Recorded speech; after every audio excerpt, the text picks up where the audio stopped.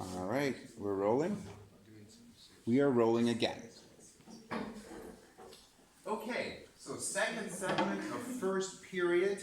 We've talked about Biot and Savart, and let me just double check to see where we are in terms of making sure we got everything figured out. Okay, yeah. So I think we need to spend a little more time talking about how magnetic fields add together from different configurations. I love it when you lie to me.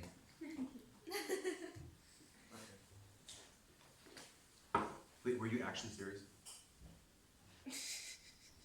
Okay. So kind of a little bit of a flashback. We did some work when we did charges to talk about combinations of point charges and how much electric field was created at different points and what the force was on one of the charges based on the other charges being there, right? So we did things like have a positive here, a negative there, a negative there, and a positive there, right? Or a triangle. We said, okay, what's the electric field there? How much force is on this guy? Yada, yada, yada. Right? Correct? Okay, so the equivalent for us of this situation, E and F here, right? We could find those for point charges. We can have the same idea here in terms of magnetic fields and magnetic forces. But what kind of things do we have to be talking about for those to work? We just plot charges on there and they exert magnetic fields and forces? So what do the charges have to do? They have to move. So we're going to move those so we can talk about magnetic fields and forces on the wires. Whoopsie, it has to be wires. Basically, that was kind of get away a little bit. So let's kind of start. We did already 2 wires. Let's now do 3 wires. Ain't that fun? Yep. Okay, good. So we'll put 1 wire here. And let's put some current here at this location. And let's have another wire here. Let's do a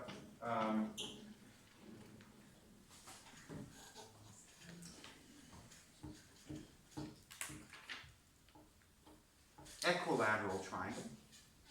Yep. That's the 3 sides the same, right? Right? Yeah. There we go. Always confuses me. Let's put them all in the same direction just for kicks. Equilateral and isosceles are synonyms. Did I tell you that already? Are they? Yeah, equilateral is Latin, means same sides. Isosceles is Greek, and it means same sides. I know, but it's confusing for me because they mean the same thing. Okay. They mean the same thing literally in words, but The words literally mean the same thing. They mean the same thing, but the triangles are 2 different. In English, they're used differently, but they mean the same thing. That's confusing. It is, isn't it? In German, it's like gleichzeitig und gleichschenklich. Is that right? Yeah, That makes sense because those are 2 different things, right? 3 Seiten in a triangle always, but Schenkel means 2 sides. And that means to me at least something different, but whatever. The drawing's no good, eh? Breathe. Gotta switch it over a little bit, more like here. Okay, good. Okay, so we have an equilateral triangle. We have this length L apart, or should we say R? L? R? I like L. L. So side length L, there we go. L. There we go. Now, any intuition as to what these wires will do qualitatively?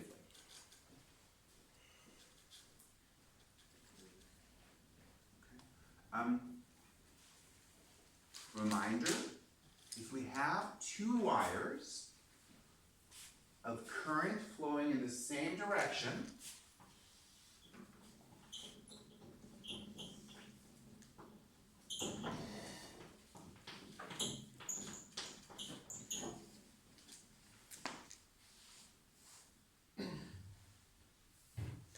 are two wires a certain distance L apart. Here, I don't like L actually, but let's. There we go. Good. What do the two wires do? They like squeeze They pinch together. They have an attractive force acting on each other. Okay, we'll just kind of go through the process as a reminder. How can we figure that out? So let's talk about the top wire and its effect on the bottom wire. Why does the top wire have an effect on the bottom wire? because It creates a magnetic field at the location of the bottom wire. Well, let's find the magnitude and direction of the magnetic field of the top wire at the bottom wire's location. I'm going to go color here to signify that this is the red current here, or orange more like it. So then we can create, put in the magnetic field created by the orange wire at the bottom location. What direction is the magnetic field at the bottom location? Let's all do it together. Reminder about the magnetic field of a straight current. Take your right hand, point your thumb in the direction of the current, and then the curl of your hand indicates the direction of the loop of magnetic field line. So above the wire, it's out of the board. Below the wire, into the board. Okay? And a little awkward, but we can get it back here. Here, above the wire, out of the board, and below the wire, into the board. You guys okay? Yeah. Make sense? Okay, so out of the board up here. You just say it goes clockwise or counterclockwise? It's neither clockwise nor counterclockwise because it's out of the board above and into the board below. Yeah, so if the current is like this, then the current would just go around. Well, I know, but we've got it left to right, so that language doesn't make sense. That clockwise only makes sense if the current runs into or out of the board. Yeah, but if you think of the current like that, like this, and the thing goes clockwise around it. Well, no, Pointing is just. because you're in your mind you're doing this. That's okay. No, I'm just. If this pen is a current. I get what you're saying, dude, but the reader who's looking at your answer will not be thinking of it the same way. So I think what you're doing is you're like, I'm going to look at the board from over there, but look at the current this way, right? And if you're looking at the current this way, you're right, then it comes around this way. Actually wrong, from this way. So it's actually counterclockwise. No, but you're looking against the current. I'm saying you're looking in the direction of the current. But we're not, we're looking at it sideways. But you can just find out. At this point, I think you're fighting logic. No, it doesn't make sense. You can't fight logic. When is it? Or can you? That's a nerd fight worth having. Think about it. Is it? I mean, Because if you have the position that you can fight logic, the only reason you can't fight logic is because of logic. This post AP exam. Yeah, good stuff, right? Okay, so it gets weaker as we go further away. It makes sense, right? It's like, whoa, yeah. Okay, anyway, magnetic field down here is into the board. We got that. Graded. There we go. Nice. And of course, the magnitude of the magnetic field, right? Magnetic field due to 1 at that location, B1 at a distance L away, right? We're using L here. Yep. B1 at the distance. Should we use R? Is that supposed to say BL? You should do R. R is better. Because L is like a differential along the current. Right? So yeah, R would be a better distance between. Don't upset the Germans. We're gonna stick with L. Woo! And it's like, go Deutschland. Okay. So magnetic field. Thank you, Cliff. And this is this is good practice because they like doing this on the AP where they give you letters that are slightly different than what's on the equation sheet or what you've learned, right? And then they say express your answer in terms of the variables given, and then they punish you if you use the other letter, right? Because they want you to think about it and not just copy the equation down. So we already had earlier the magnetic field of a straight current. And we're pretending this is an infinite wire. So it's mu naught I over 2 pi r, right? So if we take that general equation and apply it to this case, what do we have to change? There's two things we need to change to make sure that that's correct. Okay, let's say try Lui. Sorry? So we've got this general equation for the magnetic field created by a straight current, infinite straight current, a distance r away. We'd like to now use that equation to find the magnetic field created by the orange current at that location. We got the direction. How do you find the magnitude? Can you write it out? What do you have to change about the equation? You need to, well, replace I with di, right? No, it's not di, because the orange current is creating the magnetic field. How much orange current is there? I1. Good, so we replace I with I1, correct? And R with L. R with L, then we're good. Good, so we have, that's the magnetic field at that location. Okay, and again, implied here is, it's an infinite wire. Yeah, good. Now we need to get the force. Well, we don't need to, but we want the points. How do we get the force? What's the equation for force on a wire of current inside a magnetic field? QVB is for a moving charge. What's that? IL cross B, good.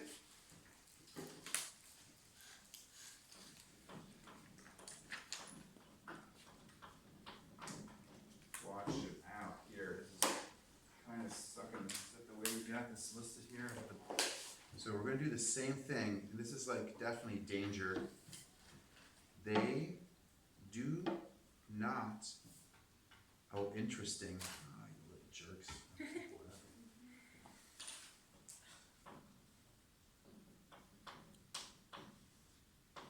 So they have it listed as the integral. So they're just this is not even on there.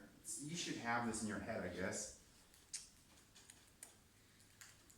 It's not on here. It's not on here. And that equation's not on here either. What they have here is that an f is equal to the integral of I dl cross b. It's so mean. Yeah, not really a big fan of that. But that follows for if they're all the same direction. You integrate to get IL cross b. Anyway, so this is the equation we're using. There are two things happening here, direction and magnitude.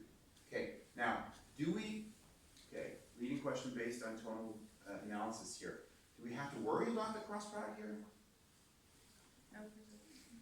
We don't. Why don't we have to worry about the cross product besides my voice? Okay. They're perpendicular to each other. So just a reminder, what does this mean?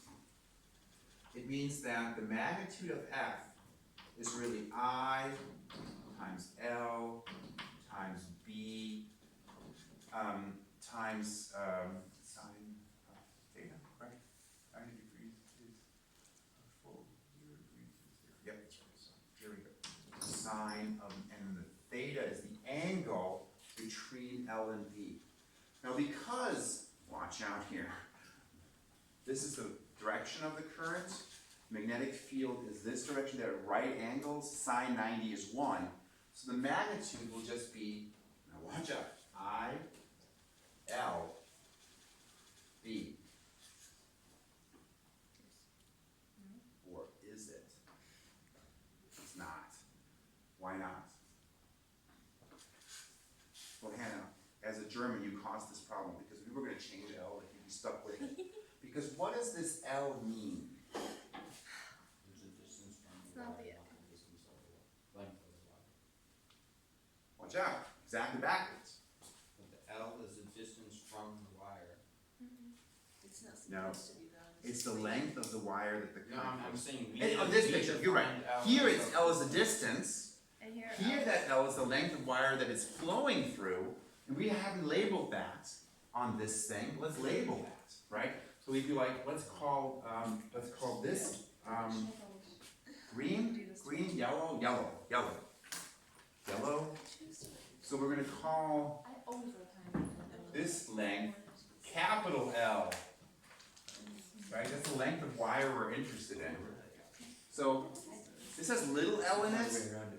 We gotta replace that with big L For the length of the wire. for the force. Okay, so we have the magnetic field now. So we're now gonna put it together. We have the magnetic field created by wire 1 at the location of wire 2. We'd now like to know the force on 2. Okay, so F on I2, right? And we have I, which I is it? No, I2. total. You totally carpet bombed the crap out of that, nice job. So, yeah, I1 is wrong. So why is I1 wrong, Sam? Because it's affecting I2. Yeah, I2 is experiencing the magnetic field created by I1 and that caused the force on I2. So this is I2. Boy, it's good, man. This was supposed to be reviewed, but I think this is good stuff. Yeah. Yeah, very good. And the length of wire that's experiencing the force is big L. Okay, good. And now we're going to make sure we get the right magnetic field. The magnetic field created by wire 1, so it's B1, and we have that expression there. So I'm just going to write it down as B1 for now, and then we can combine the equations together. Okay, to find that the F on I2, F on I2 is equal to I2 times L times B1, which is this, I1 divided by 2 pi L. Okay. What's the direction of the force on the bottom wire? Hannah said it right away at the start. Up, it's up because they're pinching together. Let's make sure we get that right-hand rule confirmed. Okay? So the magnetic force on a wire rule, point your fingers in the direction of the current, it's to the right. Curl your fingers in the direction of the magnetic field, which is into the board, and the force is up. So that worked. We can draw that in green, because we got that cover left. What's left over? There we go. Why is it green? Shouldn't it be white? Yeah, it should be white. Green, because it's on the white wire. Yes, Yeah, I'm switching colors here. it's the same thing. No, it's not. Yes, it You're is. pointing to the front. You're pointing in. But F imagine it's No. on And I'll curl it inward. I2. what Now- is this? What is this? That's you curling into the That's the board of magnetic field. magnetic field. What the field? We've got the direction right. How about the magnitude and direction on the top wire? Should we go through the whole process again? That's down. We should just apply Newton's third law and know it's the same magnitude, but it's the opposite direction. Okay? We can say, all right, that's the vector that's there, and that's the vector there. F on I1. Okay, good. Break time. I will stop the recording. And